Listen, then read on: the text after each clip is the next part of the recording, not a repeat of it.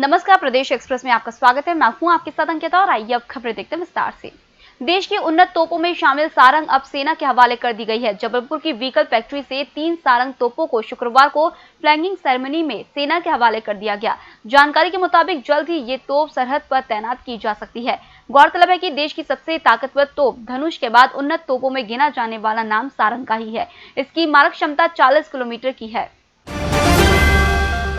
प्रदेश में नवरात्र पर देवी पंडाल सज सकेंगे। गृह मंत्रालय ने नई गाइडलाइन के अनुसार सभी कलेक्टर को आयोजन के लिए निर्देश जारी किए गए हैं। इसमें प्रतिमाओं की ऊंचाई से लेकर पंडाल तक का आकार तय कर दिया गया है। प्रतिमाएं अधिकतम 6 फीट ऊंची हो सकती है। पंडाल का साइज भी 10 बाई 10 फीट अधिकतम होगा। आयोजन संचालकों के साथ छोटे स्तर पर इलाके में लगने वाली झांकियों पर 8 नियम लागू रहेंगे।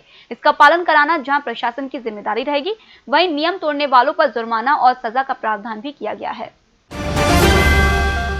मुख्यमंत्री शिवराज सिंह चौहान शुक्रवार को उज्जैन पहुंचे। उन्होंने किसानों को बड़ी राहत देते हुए 2019 में खराब हुई फसलों की बीमा राशि प्रदान की। प्रधानमंत्री फसल बीमा की राशि को मुख्यमंत्री ने एक क्लिक के जरिए उज्जैन जिले के 1,44,123 किसानों के खातों में 868 करोड़ रुपए डाले। प्रदेश के 22 लाख किसानों के खातों में 4,686 करोड़ रुपए बीमा राशि डलवाई गई है। इस मौके पर मुख्यमंत्री ने कहा कि महाकाल की कृपा से सत्ता में अदला बदली हो गई और 1.25 साल में हमारी फिर से सरकार बन गई।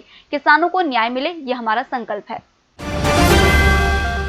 कांग्रेस अध्यक्ष कमलनाथ के ग्वालियर में 7 किलोमीटर लंबे रोड शो में भारी भीड़ उमड़ी। इस दौरान कोरोना गाइडलाइन के सभी नियम टूट गए। हजारों की भीड़ बिना मास्क और सोशल डिस्टेंसिंग के कमलनाथ के स्वागत में सड़कों पर दिखी। इसे ग्वालियर में कांग्रेस के शक्ति प्रदर्शन के रूप में देखा जा रहा है। रोड शो के बाद कमलनाथ ग्वालियर में महारानी लक्ष्मीबाई की समाधि पर गए और श्रद्धा सुमन अर्पित किए। इसके बाद पार्टी नेताओं के साथ मुलाकात की। ग्वालियर चंबल की 16 सीटों पर उपचुनाव के लिए पार्टी अपनी रणनीति तैयार कर रही है। इसी को लेकर कमलनाथ 2 दिवसीय ग्वालियर प्रवास पर हैं।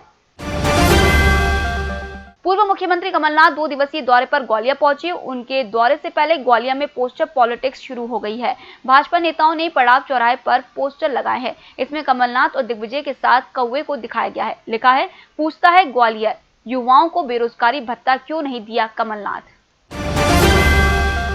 प्रदेश के शराब कारोबारियों को सुप्रीम कोर्ट से झटका लगा है। कोर्ट ने प्रदेश के शराब ठेकेदारों की याचिका खारिज कर दी है।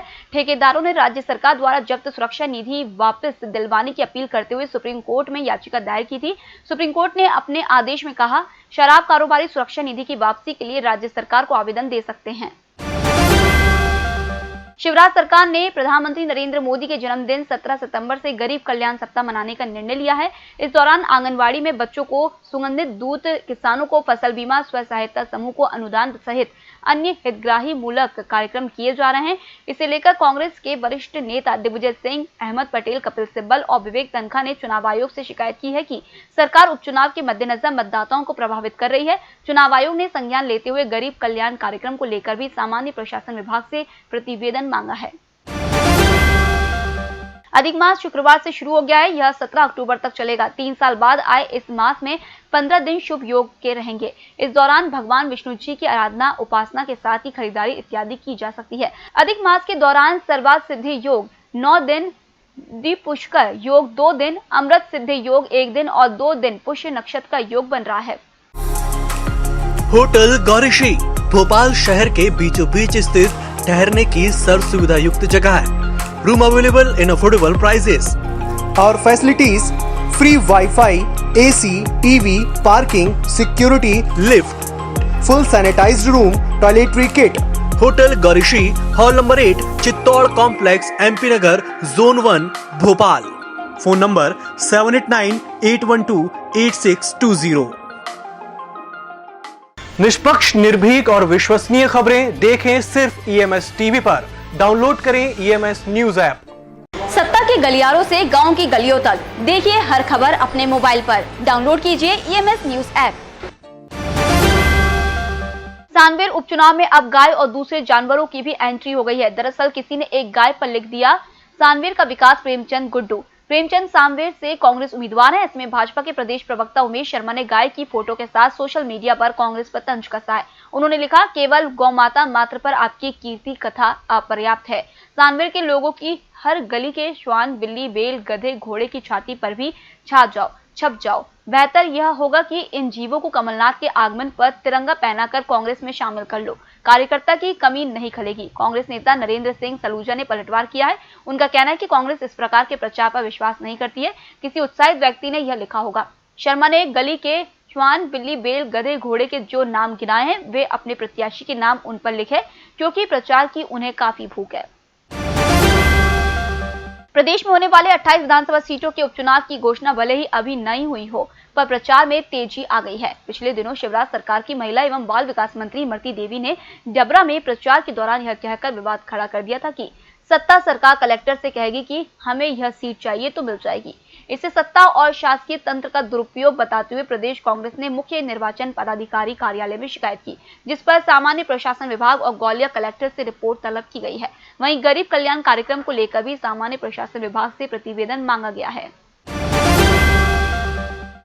क्राइम ब्रांच ने शुक्रवार को रेड सैंड बोआ यानी दो मुहे सांप के साथ 3 तस्करों को गिरफ्तार किया है। तीनों सांप को जंगल से पकड़कर इंदौर में बेचने के लिए लाए थे। आरोपियों से बरामद सांप की कीमत अंतर्राष्ट्रीय बाजार में करोड़ों रुपए है। दो मुहे सांप की तस्करी भारत से नेपाल, इंडोनेशिया, ताइवान, मलेशिया, चीन के अलावा अरबी देशों में भी की जाती है। 21 सितंबर को मध्य प्रदेश विधानसभा का एक दिन का सत्र है। कोरोना काल में हो रहे ये सत्र कई मायनों में खास होगा। कोरोना काल की विषम परिस्थितियों में बुलाए जा रहे इस सत्र को लेकर तैयारी का सिलसिला चल रहा है। इसी सिलसिले में प्रोटेम स्पीकर रामेश्वर शर्मा ने विधानसभा और प्रशासनिक अधिकारियों के साथ एक अहम बैठक की। इसमें यह तय किया गया कि सत्र के दौरान आखिरकार कौन कौन सी सावधानियां बरती जाए और कोरोना की गाइडलाइन का कैसे पालन किया जाएगा। बैठक में तय किए गए नियमों के मुताबिक भोपाल में सभी विधायकों के घर पर सैनिटाइजर, मास्क और फेस शील्ड की व्यवस्था की जाएगी। इसके साथ ही विधानसभा में रैपिड कोरोना टेस्ट की व्यवस्था होगी। सत्र के दिन दर्शक दीर्घा में प्रवेश पर पूरी तरह प्रतिबंध रहेगा। उपचुनाव से पहले जौरा विधानसभा के असंतुष्ट कार्यकर्ता आज भोपाल बीजेपी कार्यालय पहुंचे।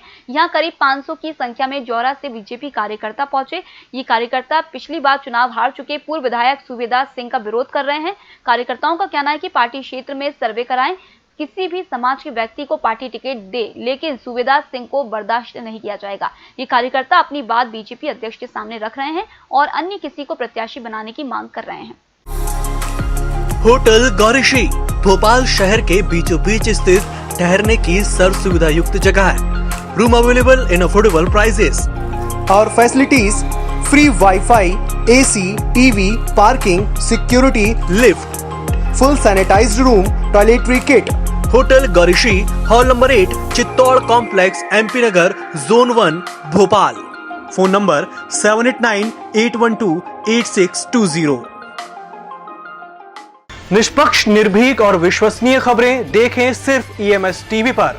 डाउनलोड करें EMS न्यूज ऐप।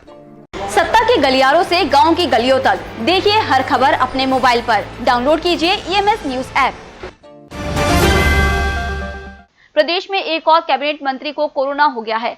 अब मंत्री ऐंदल सिंह कंसाना कोरोना पॉजिटिव पाए गए हैं। मंत्री ने अपने संपर्क में आए लोगों से जांच कराने की अपील की है। ये जानकारी मंत्री कंसाना के कार्यालय से मिली है।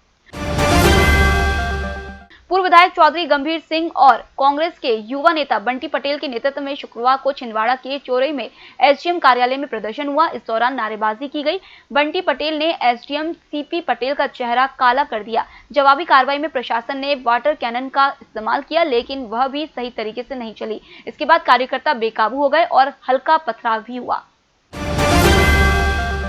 MYH के पोस्टमार्टम रूम में स्ट्रेचर पर पड़े पड़े शव के कंकाल में तब्दील होने के मामले की जांच अभी पूरी भी नहीं हुई थी कि गुरुवार को अस्पताल की मरचुरी में 2 माह 18 दिन के एक बच्चे का शव मिला। यही नहीं, शुक्रवार को भी एक 54 साल के व्यक्ति का शव 9 दिन पुरानी हालत में मिला।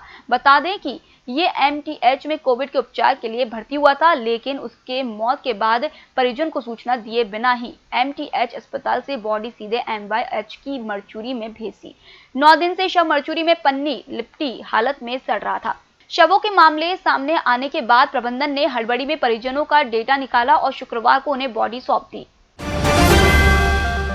फिलहाल इस बुलेटिन में इतना ही। आप बने रहिए EMS टीवी के साथ। नमस्कार। निष्पक्ष, निर्भीक और विश्वसनीय खबरें देखें सिर्फ EMS टीवी पर। डाउनलोड करें EMS न्यूज ऐप। सत्ता के गलियारों से गांव की गलियों तक देखिए हर खबर अपने मोबाइल पर। डाउनलोड कीजिए EMS न्यूज ऐप।